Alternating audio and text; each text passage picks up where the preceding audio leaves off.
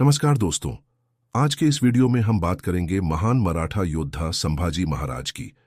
उनके अजेय साहस और वीरता की कहानियां तो हम सभी ने सुन रखी हैं, लेकिन पराजय की परछाइयां भी पीछे छूटने वाली नहीं थीं। हम जानेंगे हुसैन कुत्ता और अन्य विश्वासघातियों ने कैसे उनके साथ दगाबाजी की। इस वीडियो में हम विश्लेषण करेंगे उन व्यक्तियों के नाम और उनके द्वारा की गई करतूतें जिन्होंने संभाजी महाराज को धोखा देते हुए मुगल साम्राज्य की ओर कदम बढ़ाया। तो चलिए इस रोचक यात्रा पर निकलते हैं और जानते हैं कि क्या कारण रहे कि एक महानायक को इस तरह के विश्वासघात का सामना करना पड़ा। वीडियो को अंत तक देखें और हमारे चैनल को सब्सक्राइब करना न भूलें। संभाजी महाराज के शासनकाल 1681 से 1689 में कुछ प्रमुख घटनाएं थीं जो मराठा साम्राज्य और मुगल साम्राज्य के साथ उसके रिश्तों पर महत्वपूर्ण प्रभाव डालती थीं। यहां कुछ महत्वपूर्ण पल हैं। 1. राज्याभिषेक। संभाजी को 1680 में उनके पिता शिवाजी महाराज की मृत्यु के तुरंत बाद मराठा साम्राज्य का छत्रपति राजा नियुक्त किया गया। उनका राज्याभिषेक शिवाजी की विरासत और मुगल प्रभुत्व के खिलाफ संघर्ष का निरंतरता था। 2. मुगलों के साथ संघर्ष। मुगल सम्राट औरंगजेब ने मराठों के खिलाफ व्यापक सैन्य अभियान शुरू किया। 1681 में संभाजी ने मुगलों के महत्वपूर्ण मराठा क्षेत्रों को पकड़ने के प्रयासों का सामना किया, जिसके परिणाम स्वरूप विभिन्न मोर्चों पर सैन्य संघर्ष हुए।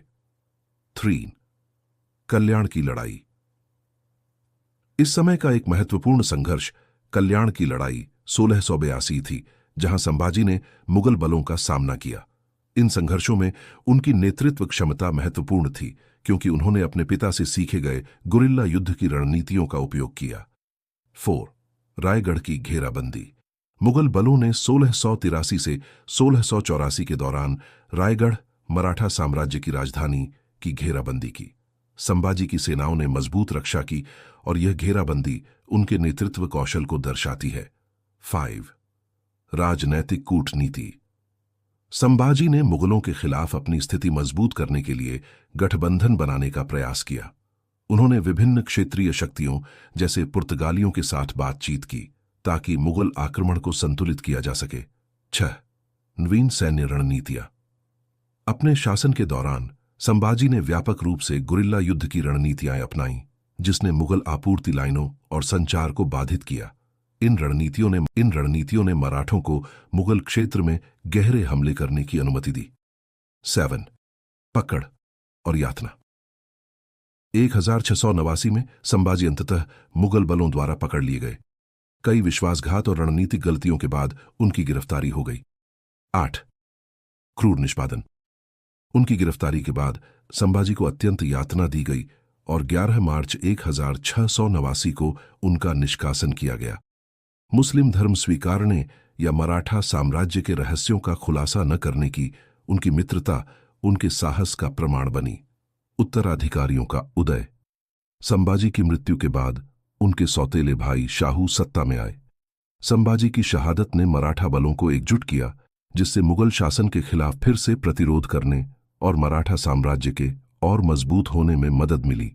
ये घटनाएं मिलकर संभाजी के शासनकाल में सामने आने वाली चुनौतियों और प्रतिरोध को दर्शाती हैं, साथ ही उनके द्वारा मराठा इतिहास पर डाले गए अमिट प्रभाव को भी। 1689 में संभाजी महाराज की गिरफ्तारी एक जटिल और त्रासदीपूर्ण घटना थी, जिसमें कुछ विश्वासघात और रणनीतिक गलतियां शामिल थीं। यहां इस घटना का विस्तार में वर्णन किया गया है। संभाजी महाराज की गिरफ्तारी प्रक्रिया। 1. संयोगिक स्थिति। संभाजी महाराज के शासनकाल के दौरान उनके दुश्मनों की संख्या बढ़ रही थी। मुगल सम्राट औरंगजेब ने आमने सामने युद्ध की बजाय छापामार रणनीतियों के जरिए मराठा साम्राज्य को कमजोर करने का प्रयास किया था। पहले से ही कई मुठभेड़ों में अपनी शक्ति को कम होने के कारण संभाजी को कमजोर स्थिति में होना पड़ा। 2. फिरंगी और धोखेबाज। संभाजी के करीबी सहयोगी हुसैन कुत्ता, जो पहले मराठा सेना के एक जनरल के रूप में कार्यरत थे, ने मुगलों से संधि की। उन्होंने मुगलों को संभाजी की गतिविधियों और उनकी योजनाओं के बारे में जानकारी दी। हुसैन कुत्ता ने मुगल सेना के साथ गुप्त वार्ता कर संभाजी के खिलाफ गुप्त सूचनाएं प्रदान की। 3. गुप्त सूचना का संकलन। कुत्ता के अलावा संभाजी के अन्य कुछ सहयोगियों ने भी विश्वासघात किया। उनमें से कुछ ने व्यक्तिगत स्वार्थ या धन के लिए संभाजी की योजना के बारे में जानकारी मुगलों को दी, जिससे अपने राजा का धोखा दिया गया। 4. सैन्य की तैयारी। इन धोखों के चलते मुगल सेना ने एक विशाल दल तैयार किया। औरंगजेब ने मुगल जनरलों को आदेश दिया कि वे संभाजी को हर हाल में पकड़ें। इस अभियान की प्रारंभिक तैयारी में सभी छूटों को सीमित कर दिया गया, जिससे उनकी स्थिति कमजोर हो गई। 5. पकड़ने की योजना। 1689 में जब संभाजी महाराज एक सलाहकार बैठक के लिए दक्षिणी महाराष्ट्र के एक स्थान पर उपस्थित हुए, तो मुगलों ने समय का सही उपयोग किया। उनके आसपास के क्षेत्र में एक अचानक हमले की योजना बनाई गई, जिसमें संभाजी को चारों ओर से घेर लिया गया। 6. गिरफ्तारी। संभाजी महाराज ने जब पाया कि उनके खिलाफ साजिश हो रही है, तब भी वे अपनी स्थिति को सशक्त करने में असमर्थ थे। मुगल सेना ने ताबड़तोड़ हमला किया और इस हमले के दौरान संभाजी को पकड़ लिया गया। संभाजी महाराज को धोखा देने वाले प्रमुख व्यक्तियों में निम्नलिखित शामिल हैं। धोखा देने वाले प्रमुख लोग। 1. हुसैन कुत्ता। जैसे कि पहले उल्लेख किया गया, वह मुख्य रूप से संभाजी के खिलाफ मुगल साम्राज्य के साथ संधि करने वाला व्यक्ति था। 2. बासुंदर कुत्ता। हुसैन पेशवा का विश्वासघात। कुछ स्थानीय मराठा राजाओं और जनरलों ने भी संभाजी से अपनी हितों के खिलाफ जाकर मुगलों से सांठगांठ की। 4. मल्हार राव होलकर। कुछ स्रोतों के अनुसार हालांकि उन्होंने खुद धोखा नहीं दिया, लेकिन उनके समर्थकों में से कुछ ने यथास्थिति को बदलने के लिए मुगल पक्ष का समर्थन किया। 5. अन्नाजी दिग्घे। उन्होंने भी संभाजी के खिलाफ मुगलों को जानकारी देने में मदद की, जो उनकी गिरफ्तारी में सहायक रही। 6. भाऊ सिंह, एक अन्य जनरल जो अपनी स्वार्थी लड़ाई के कारण मुगल सेना के साथ सहयोग में शामिल हो गए थे। इन व्यक्तियों के धोखे ने संभाजी महाराज की स्थिति को कमजोर कर दिया और उनकी गिरफ्तारी में महत्वपूर्ण भूमिका निभाई। अन्य विश्वासघाती सहयोगी। कुछ मराठा जनरल और सैनिक भी मुगल दल के साथ आ गए थे, जिन्होंने धन, पद या सुरक्षा के लालच में मुगल साम्राज्य को सहयोग दिया। 3. राजनीतिक असंतोष।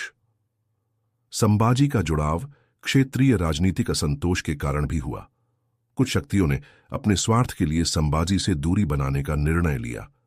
निष्कर्ष, संभाजी महाराज की गिरफ्तारी केवल एक सैन्य हार नहीं थी, बल्कि यह विश्वासघात और राजनीतिक अस्थिरता का परिणाम भी थी।